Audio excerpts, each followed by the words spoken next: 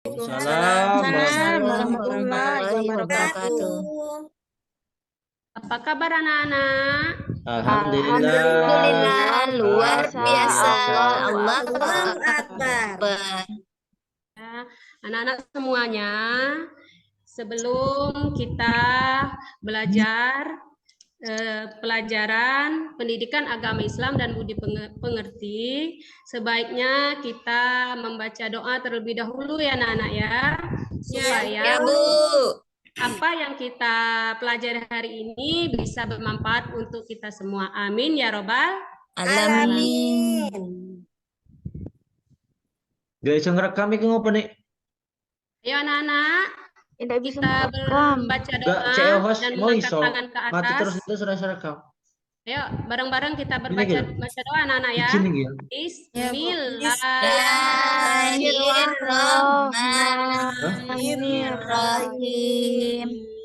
Rabbi zidni ilman warzuqni fahma waj'alni minas sholihin. Nah, yang artinya ya Allah, tambahkanlah aku ilmu dan berikanlah aku kemampuan untuk memahaminya dan jadikanlah aku termasuk golongan orang-orang yang soleh. Amin ya robbal. Amin. Jadi anak-anak sekalian, di sini kita akan mempelajari tentang memasuki usia balik ya pada bab 4. Sebelum Ibu menjelaskan tentang pengertian tanda-tanda balik, Ibu menyampaikan di sini apakah kalian mengetahui tanda-tanda menurut ilmu fikih tentang akil balik? Sudah tahu belum? Belum, Ibu. Ya. Ya, nanti Ibu jelaskan ya. Terus, apakah ada perbedaan antara laki-laki dan perempuan? Ada, Bu. Ada, Bu. Ada, Bu. Tentu ada anak ya, perbedaan antara anak laki-laki dan perempuan. Sebelum kita memasuki pelajaran kita, di sini tujuan pembelajarannya yang pertama menyebutkan tanda-tanda usia balik ya. Terus yang kedua membuat paparan mengenai tanda-tanda usia balik dalam pandangan ilmu fikih dan ilmu biologi. Dan yang ketiga membiasakan sikap bersyukur, taat, beribadah dan bertanggung jawab.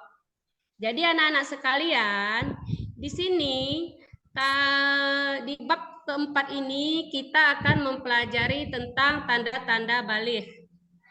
Nah, di sini balik dalam kamus besar bahasa Indonesia memiliki arti cukup umur, akil balik. Tanda-tanda balik pada laki-laki dan perempuan berbeda. Jadi itu berbeda anak-anak sekalian ya. Nah, Ya, Bu. seorang yang telah memasuki usia balik dikenakan kewajiban agama atau disebut dengan istilah mukalaf. Sudah ngerti apa itu mukalaf, anak-anak? Belum, Bu. Belum apa itu, Bu? Mukalaf, Bu. Ya, jadi anak-anak, mukalaf itu adalah seseorang yang telah memenuhi kriteria untuk menyandang kewajiban dari Allah sebagai konsekuensi dari beban taklifnya. Jadi, di sini sudah jelas anak-anak sekalian ya. Ada tanda-tandanya menurut apa itu tanda-tanda balik menurut ilmu fikih. Nah, di sini tanda-tanda balik menurut ilmu fikih ada 3 anak-anak sekalian ya. Yang pertama yaitu mimpi basah atau ihtilam itu untuk anak laki-laki. Jadi itu untuk anak laki-laki. Ya. Jadi yang apa? Iya, apa, Bu? Apa, Nak? Ada yang mau tanya? Mungkin mau ini, Bu, mau ke ke WC, kamar Bu. mandi. Kita teruskan ya. Nah, selanjutnya yang kedua haid. Haid atau menstruasi itu untuk perempuan, bukan untuk laki-laki ya, anak-anak ya. Iya, Bu. Sedangkan untuk yang berusia 15 tahun itu untuk anak laki-laki dan perempuan. Jadi di kelas 4 ini kalau umur kalian sudah mencapai 15 tahun, tetapi yang laki-laki belum mimpi basah, yang perempuan belum haid, itu sudah termasuk baligh ya, itu menurut ilmu fikih. Jadi anak-anak sekalian, di sini ada juga menurut ilmu biologi. Nah, menurut ilmu biologi juga anak-anak, untuk anak laki-laki itu suaranya terdengar semakin berat. Tumbuhnya jagun, tumbuhnya kumis, jenggot, dan rambut lainnya. Pertumbuhan badan yang semakin pesat disertai nafsu makan yang meningkat. Jadi ada tidak anak-anak laki-laki yang di sini yang sudah Bu, seperti ini? Ada Anwar, Bu. Ya, Bu. Iya. Berarti tunjukkan pesonamu Pak Anwarnya. Nah, ada jenggot. berarti Ananda Anwar sudah memasuki Balik. Balik. Jadi itu nanti ada kewajibannya kalau sudah memasuki baligh, nak ya. Nah, selanjutnya di sini juga ada untuk anak perempuan. Nah, tanda-tanda baligh menurut ilmu biologi untuk anak perempuan, suaranya terdengar lebih halus. Tumbuhnya bulu di beberapa bagian tubuh, perubahan fisik dan pada beberapa bagian tubuh, pinggul dan dada. Nah, tadi ada di ilmu fikih tadi, nak, menstruasi atau haid. Ya, jadi di sini kalau anak-anak sekalian sudah mengalami yang ada 4 ini tadi, contoh tanda-tanda yang tadi, berarti kalian juga sudah balik. Ya. Nah, di sini selanjutnya ada yang ingin bertanya, anak-anak? Silakan. Sudah paham semua? Belum, Bu. Belum, Bu. Paham, jadi, Bu. jadi di sini Ibu akan jelaskan yang mimpi basah tadi ya. Nah, mimpi basah itu ada gambar apa itu anak-anak? Itu gambar orang lagi tidur ya, Bu. Oh, orang lagi tidur. Jadi itu gambar orang lagi tidur ya. Itu khusus. Itu anak laki-laki apa perempuan? Laki-laki, Bu. Laki-laki. Nah, di situ anak yang mengalami mimpi basah dan haid itu sedang berhadas. Ya. Dari hadas besar dan bisa melakukan ibadah sepertinya sholat dan membaca Al-Quran, maka ia wajib mandi terlebih dahulu. Jadi anak-anak sekalian, apabila kalian sudah mengalami menurut ilmu fikih tadi dan menurut ilmu biologi tadi, kalau sudah terjadi pada kalian, berarti kalian sudah memasuki balik. Ya. Nah, kalau kita sudah memasuki balik, berarti kita harus ada apa itu? Ada Kewajiban. Kewajiban apa yang harus kita laksanakan? Sholat. Apalagi? Selain sholat. Belum banyak tahu. Puasa. Ya, di sini anak-anak sekalian, nah apabila kita sudah memasuki akil balik anak-anak, kita harus mandi wajib. Ya. Mengapa? Supaya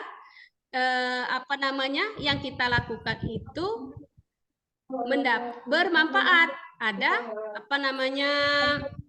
tidak sia-sia. Ya.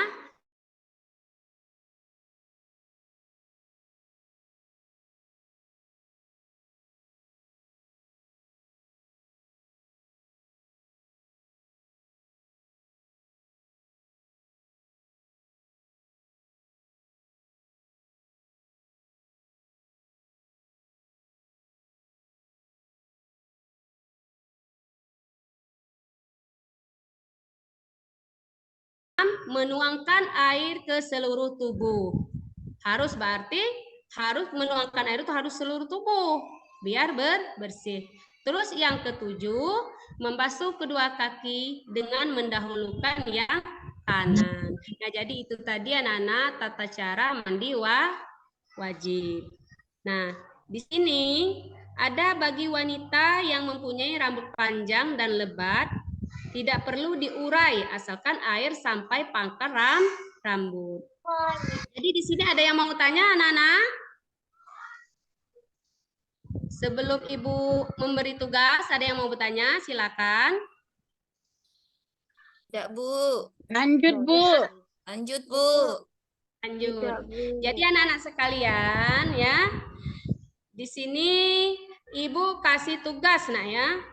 Nah, tugas ini. Nah, ini kalian tulis di buku latihan. Tapi seandainya kalau nanti waktunya tidak mencukupi KPR. Nah, dan kita koreksi untuk pertemuan yang akan datang.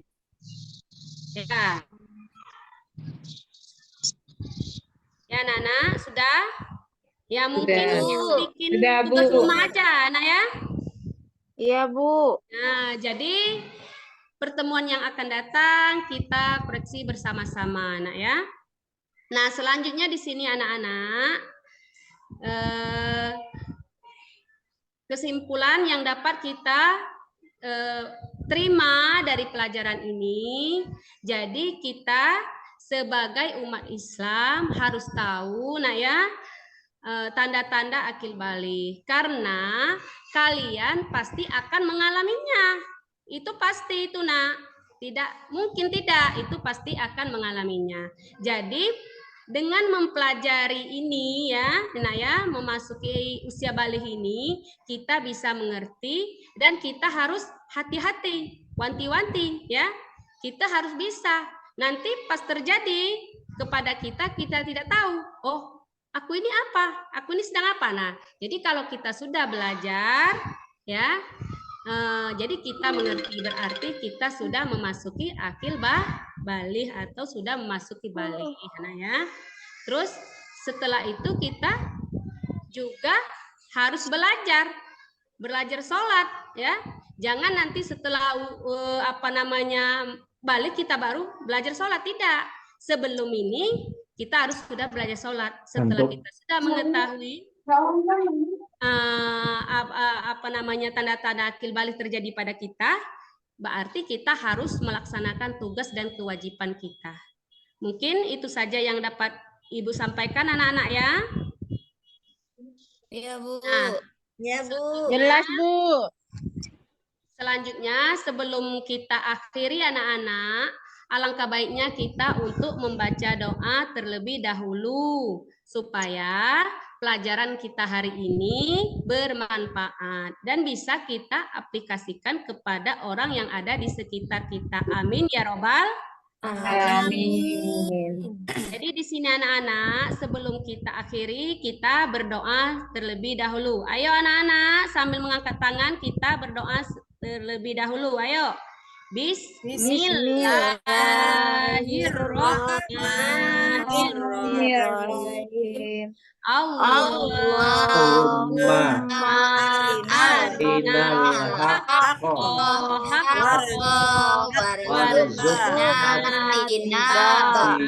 Nabah. Nah, jadi nak ya, itu yang artinya ya Allah, tunjukkanlah kepada kami kebenaran. Jadi dari doa ini tadi supaya ya pelajaran kita bermanfaat. Mungkin itu saja yang dapat Ibu sampaikan, nah ya. Semangat, jangan putus asa. Kita harus belajar supaya kita menjadi anak yang soleh dan soleha, berguna bagi nusa, bangsa, dan agama. Ibu akhiri. Wassalamualaikum warahmatullahi wabarakatuh. Waalaikumsalam warahmatullahi wabarakatuh. Ya, kita berikan aplaus untuk Ibu Desi.